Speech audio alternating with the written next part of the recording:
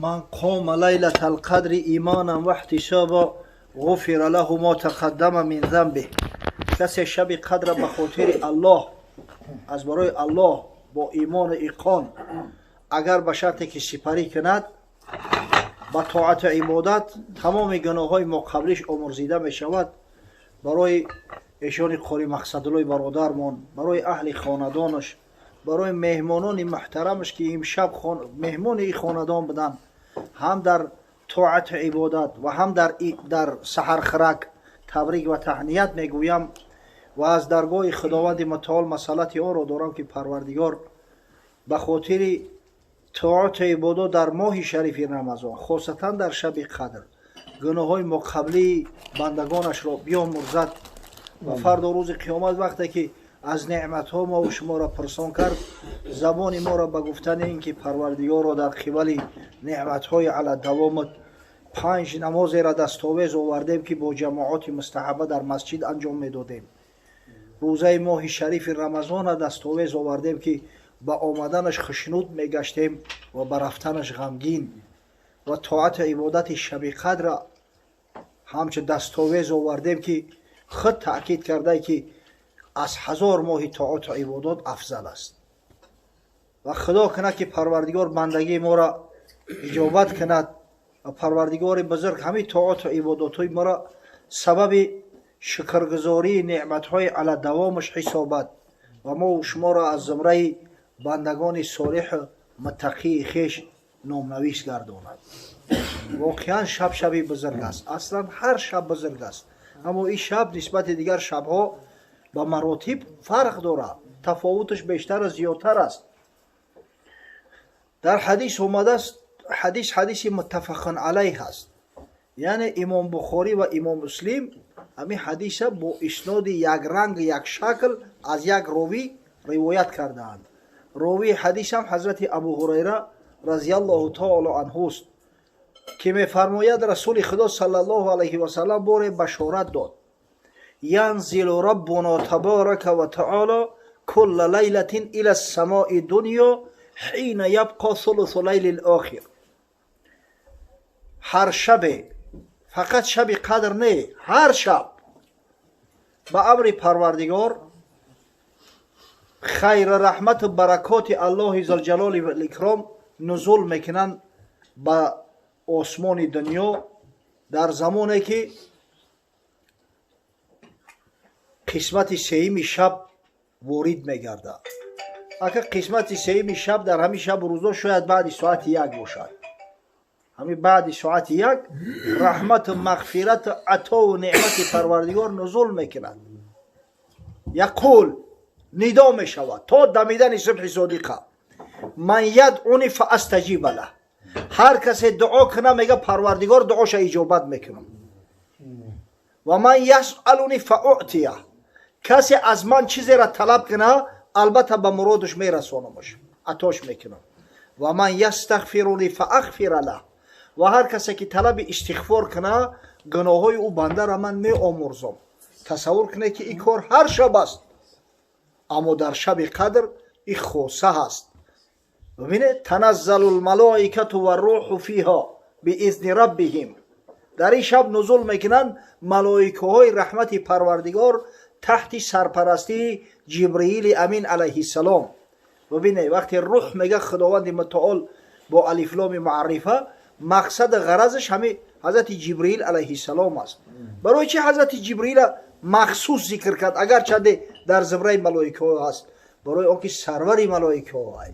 حضرت جبرئیل با درجه و منزلتش بالاتر است، برای همین خاصتا ذکرش کرد که تحت سرپرستی و سروری جبرئیل علیه السلام ملائکه های رحمت نزول میکنن به زمین و تا دمیدن صبح صادق هر مسلمانی را که و میخرن، هر مسلمانی را که در عبادت میبینن، هر مسلمانی را که به یاد خدا میبینن براش سلام عرضه میکنن، در حقش دعای خیر میکنن. این شب نمیخیل شب رحمت، شب برکت است. شب چنین در 7 آسمان به رحمت باز، ز خویشتن نفس ای پسر به حق پرداز. چه روزها به شب رفت در هوا و هوس، شب بروز کن آخر با شکر و ذکر و نماز. شبی که در رحمت پروردگار بازای. ای برادر عزیز، ای فرزند مسلمان، تا هم یک شب خاص به خاطر پروردگار بگذرون. این شبها را به دهن یله گذروندی، به بهوده، به لقلق بهوده، به کاری بهوده گذروندی. او هم یک شب به شکر و به ذکر و به نماز و به عبادت پروردگار سپری کن. ولی هم بلشیکای فوتبال اگر بفهمن که همون کماندشو بازی دوره، ساعت 2:30 شبای چشماشو علا در تای تلویزیون تماشا میکنن. شب قدر در یک سال یک مرتبه میشود در ماه شریف رمضان. با این درجه و منزلت ها ببینه و این بشارت خداوند پیغمبر ها ببینه. با خدا همین مؤمنه که با قدر همین شب قدر نمیرسه، مؤمن واقعی نیست. صدقه نعمت پروردگارش کنه، صدقه نعمت پیامبر محمد صلی الله علیه و سلمش کنه که خداوند متعال به خاطر حبیبش محمد برای امتاش این شب هدیه کرده است. با یگان امت دیگه خیلی شب داده شدگی نیست. حتی در اخبار اومده است، ولی امر روایات اسرائیلی است، اگر چنده که تابعین بزرگ روایتش کردن مثل مجاهد شاگرد حضرت عبدالله ابن عباس، اما روایت اسرائیلی است به هر وجه که در بنی اسرائیل یک پیغمبر به جنگاور به نام شمعون در کتاب بیبلیا سمسوم می نویسند. سمسوم همو سمسوم هیکل کردگیان، نمیدونم همو مسکولی دستش سانتیمتر کردگیان قریب که نیم متر زیادتره که مسکولی دستش همو هیکله. حقیقتا بسیار پهلوان صورت بدست، با قوت بدست، زوری دشمن به او نمی رسید. با همو فلسطینی ها جنگ میکرده است، به خاطر الله اونا مشرک بدن، زورشون نمی رسید. با تنهایی خودش تنها یا لشکر شکست میداد است. 1000 ماه به خاطر الله در راه دین خدا جنگ کرده گیه با دشمنای خدا. پیغمبر خدا صلی الله علیه و سلم باری در حلقه اصحاب نشسته بود، قصه هموش شمعون وقت کرد. بعضی از صحابه افسوس خوردن، گفتن ای کاش که خدای تعالی ما را خیلی غیرت میداد و عمری دراز میداد. آخی 1000 ماهش زیاده 80 سال میشود. اگر به سال شماری قمری حسابش کنیم 84 سال، اگر به سال شماری همین شمسی و افتابی را بگیریم 82 سال زیاد میشود. در صورتی که پیامبر خدا صلی الله علیه و سلم میگه اعمار امتی ما بین 60 الی 70، عمر امتای من بین 60 و 70 است و اقلهم من یجوز ذلک، کم اندر کمش هستن که همین 70 میگذرن، اکثرش در همین سین سال میگذرن. پس ما از همین رحمت، از این نعمت پروردگار بی بهره ایم. پروردگار متعال در عوض ببینه همین یک شب را برای امتهای حبیبش محمد صلی الله علیه و سلم هدیه کرد که طاعت عبادت در این شب برابر یعنی 1000 ماه جنگ کردن شمعون در راه الله حساب میخواد. از 1000 ماه طاعت عبادت درجه و منزلتی بالاتر داره. عجیب بی غیرتیم ده. مگوی شب عبادت چگونه روز کنم، محیب را ننماید شب وصال دراز. تلخت نکفه ای بچه ای شود خیلی تو سهرم استم. اگر تا همین محیب حقیقی باشی و محبت داشته باشی، برای محیب شب وصال دراز نیستی. همین شعبچه را پرسی همین شب یکم خوشو میبره. نگو خود مرداش نباشه و خود دیگرش خونه میره. ای بای زپدلا ای میگن شب یکم خون رفته. او تو دعوای محبت خدا میکنی، دعوای محبت پیغمبر میکنی.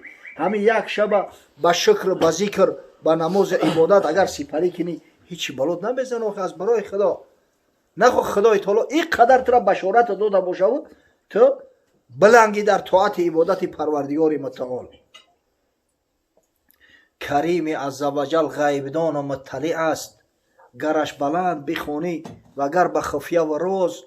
پروردگار بزرگ غیبدان ای تمامی نقشه و پلن اندیشه های تو آگاهی. پس میخونی، بلند میخونی، بلند دعا میکنی، پس دعا میکنی، نیت خیر تا آشکار میکنی، در دلت گرفته خداوند ای همش بخبر ای. سری امید فرودار روی عجز بیمال، بر آستان خداوندگاری بنده نواز. ولی انشالله نمازی بامداده که میخونیم تنبلی نکنه، دعا کنه. ما هم عادت کردیم همه اینی از چقدی ملا چیزی بگه آمین میگیم. دعا را معنوش بفهمی. دعا ای تحت دل باشه که پیش پروردگار قبول شود. قطعی ملا دعا کنه و بختون صدقا دعا کنه با خداوند، به خاطر این ماهی بزرگ، به خاطر این شب قدر، به خاطر طاعات عبادات، به خاطر آنکه من از برای رضای تو به مسجدت آمدم، پروردگار گناهام ببخش. خداوند در منزلم فیض و برکات نازل بساز. پروردگار فرزندا و نوه‌ها صالح و مقبول و کمال برسان. خداوند ملک سرزمین مون آبادان نگه بدار. پروردگار رو از شر گزندها حفظ من کن، از وسوسه های شیطان بعد رمضان هم خداوند دورم نگه بدار. پروردگار رو همه قیام شب که بر رمضان یاد گرفتم و عادت کردم در غیر رمضان هم فراموش نکنم. هدایتم که ای پروردگار بزرگ، کسی را ته هدایت کنی راه حق مییابه، کسی را اگر خدایا هدایت نکردی در ضلالت و گمراهی باقی بمونه. حتما همین دعا را صدقا کردن در کار برادرای عزیز. انشالله خدا بزرگ است، کریم عزوجل، غیبدان و مطلع است. گرش بلند بخوانی و گر به خفیه و راز، سری امید فرود آر و روی عجز بمال، بر آستان خداوندگاری بنده نواز. پروردگار را به خاطر این ساعت که ساعت اجابت دعاست عاجزانه دعا میکنیم. این شب قدر برای ما واقعا شب قدر، قدردانی و قدر شناسی قرار ده. خدایا قدر مسلمانان را هم در دنیا و هم فردا روز قیامت بلند بردار. پروردگار را تا شب قدر دیگر بندگان صالح و امتان صائم قائم حبیبت محمد صلی الله علیه و سلم در پناه امن عصمت محفوظ کن. خداوند ایشان قاری را از جمیع بلا و گزندها حفظ کن. پروردگار را در منزلش، در منزل مهمانانش فیض و برکات خیرات و حسنات خویش را نازل فرما. پروردگار را غیرت حکمت ما بده که بس پریشیدن رمضان هم مسجدها را ترک نکنیم، نمازها را ترک نکنیم، قیام شب ترک نکنیم. ای خدای بزرگ، امید به رحمت شفقتی تو داریم. عجیب یک رمضان بزرگی را برامون نصیب گرداندی، عجیب شب قدر بزرگی را برامون نصیب گرداندی. امکان شرایط من دادی که در این ماه روزه بگیریم، در شب قدر پاس خاطر تو را داشته و عبادت کنیم. پروردگارا امکانات مون بیشتر از زیادتر بگردان، زیرا در غیر رمضان شیطانای وسوسه انگیز هم از زنجیرها باز میشوند. کسایی که دعوای امتی میکنند، کسایی دعوای بندگی الله میکنند تا اینکه عبادتی تو را ترک نکنند و بعد فراموشی نسپارند. خداوندا امید بر رحمت شفقتی تو داریم. ارواح گذشته هامون رحمت و مغفرت کن، خاصتا والدین ایشان قاری را پروردگارا در عالم برزخ از اعمال نیک فرزندا و نوه‌ها شاداب بگردان. خداوند با بیماران و شفای کامل عاجل عنایت فرما. پروردگارا قرضدارا را از بلای قرض نجات ده، رزق روزی بندهات فراخ و وسع بگردان. پروردگارا و محبوسا آزادی کامل عاجل نصیب روزی گردان. خداوند و بیزنا را صاحب زنی صالحه، به فرزندا را صاحب فرزندای خوب صالح صالحه گردان. اونایی را که بچه ندارن پروردگار را صاحب بچه کن. کسایی را که ارزوی دختر دارن پروردگار را ارزو و امیدهاشون پیاده کن. پروردگار را تا رمضان دیگر در پناه امن عصمتت محفوظ ماندار. در این منزل، در این محفل، در این محله، در این دیار، در خاندان برادرای دست به دعا برداشته فیض برکات خیرات حسنات خیش را نازل فرما برحمتک یا ارحم الراحمین. همه اشاره قاری آمدن یک تلاوت ما رحمت قدرت الله دو باش. میکنم انشاءالله میکنم.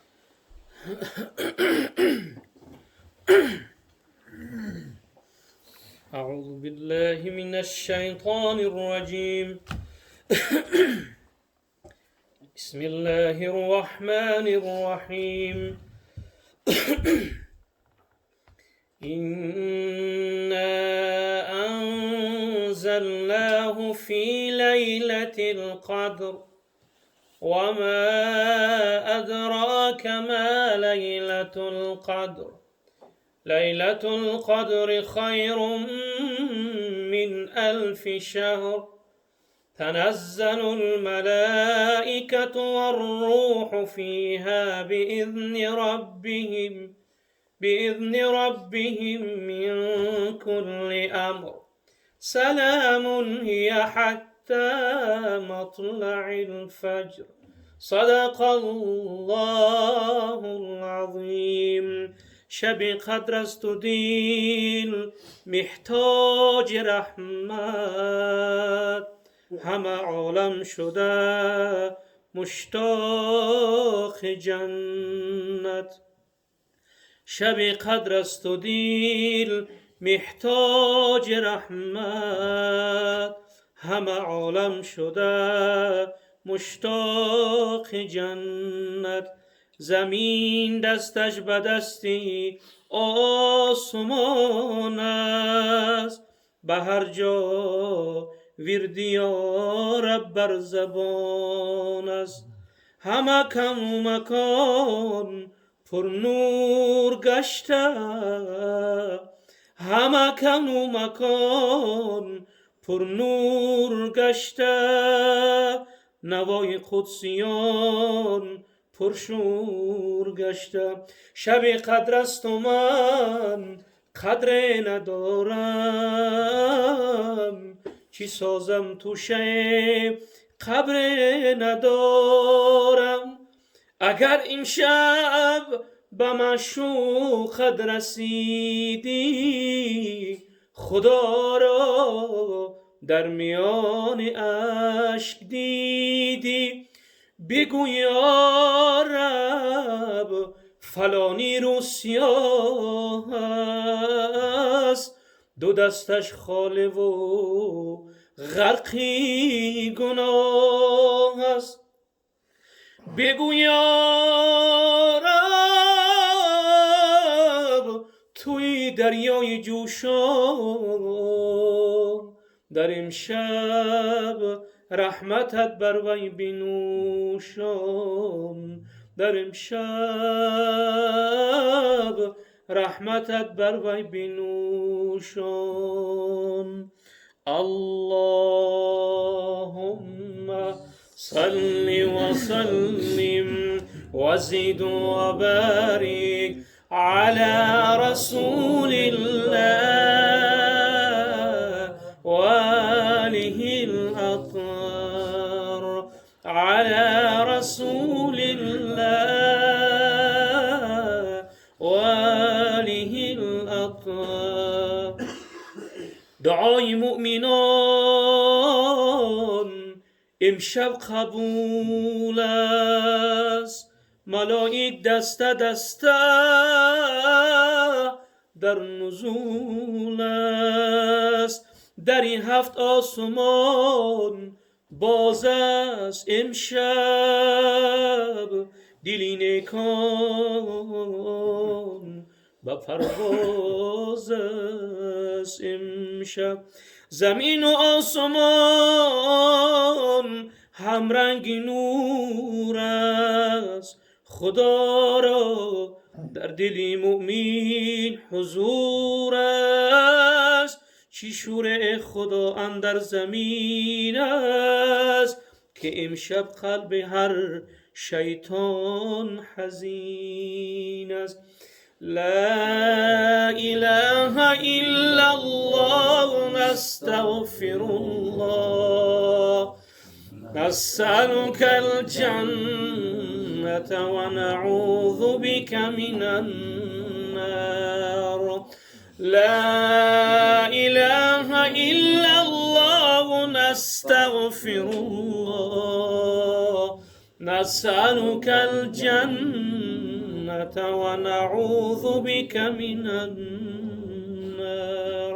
اللهم صل وسلم وبارك عليه. سبحان ربك رب العزة عما يصفون، وسلام على المرسلين، والحمد لله رب العالمين.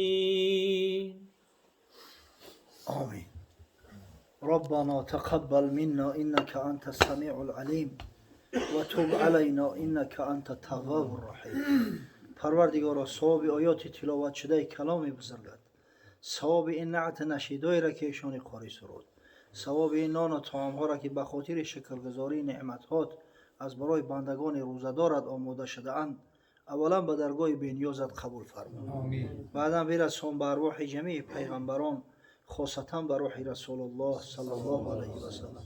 پروردگار و روح آن حضرت را از صاحب خانه و مهمانانش از مسلمانایی که به خاطر روزه ماه شریف رمضان صبح میخیزند سحر خرک میکنند سنت پیامبر صلی الله علیه و سلم زنده میدارند شاد و مسرور و خوشنود و روزی گردان و فرد و روز قیامت از شفاعت حبیب دلها برخوردار و بانصیب ساز. بعدا برسان به ارواح جمیع مؤمنین و مؤمنات مسلمین و مسلمات جمیع راه ارواحی که از صاحبای طعام از برادران دست به دعا برداشته امید دعا دارند خاصتا به روح والدین مرحوم ایشان قاری به روح برادر مرحومشان بابای حاجی قدرت الله علیه رحمه به روح خواهر بزرگشان به ارواح گذشته هاشان اونایی که امید دعا دارند پروردگار را برسان و خداوند را در عالم برزخ روحشان را شاداب گردان.